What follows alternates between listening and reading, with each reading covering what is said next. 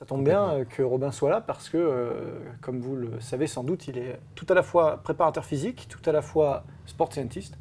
Il est docteur en sciences du sport et il a fait justement tous ses travaux de recherche sur les relations force-vitesse et sur notamment l'utilisation à l'entraînement Complètement, ouais, des différents types de charges. J'ai travaillé avec Gaël Guillem, qui est directeur du laboratoire. Et Gaël, au début, quand il n'était pas encore directeur, il s'était passionné pour justement tout ce qui était type de résistance, pourquoi utiliser l'isocinétique. Et il a notamment acheté des machines pneumatiques, où mon premier mémoire était sur les machines pneumatiques, quel était leur intérêt et à quoi ça servait. Je me rappelle très bien différentes machines. de ces premières productions qui étaient très très terrain, particulièrement intéressantes. Et justement, c'est un thème hyper important qui est tout à la fois scientifiquement hyper important à prendre en compte dans les méthodes d'entraînement, à la fois hyper important dans la spécificité du choix de la charge.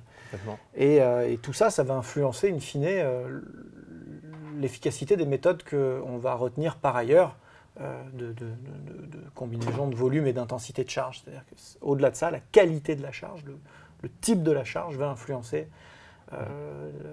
et transcender parfois nos méthodes.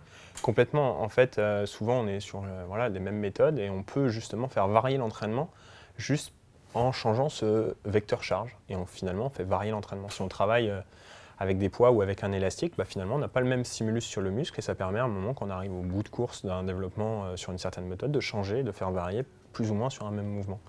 Et après, là, on a peut-être fait peur tout de suite avec des gros mots, isocinétique, pneumatique, c'est des machines effectivement qui coûtent très cher et on pourrait voir dans un monde parfait comment on pourrait les utiliser, mais à l'INSEP, finalement, on a tous ces types de machines-là, donc on est un petit peu quelque part dans un monde parfait, ou dans des clubs de foot ou de rugby, ils ont ce style de machine-là.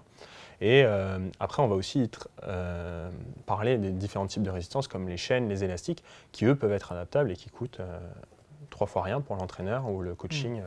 Tu sais que moi, je travaille depuis des années avec tous ces outils-là et avec cette perception de la charge de manière variée, de manière spécifique aussi.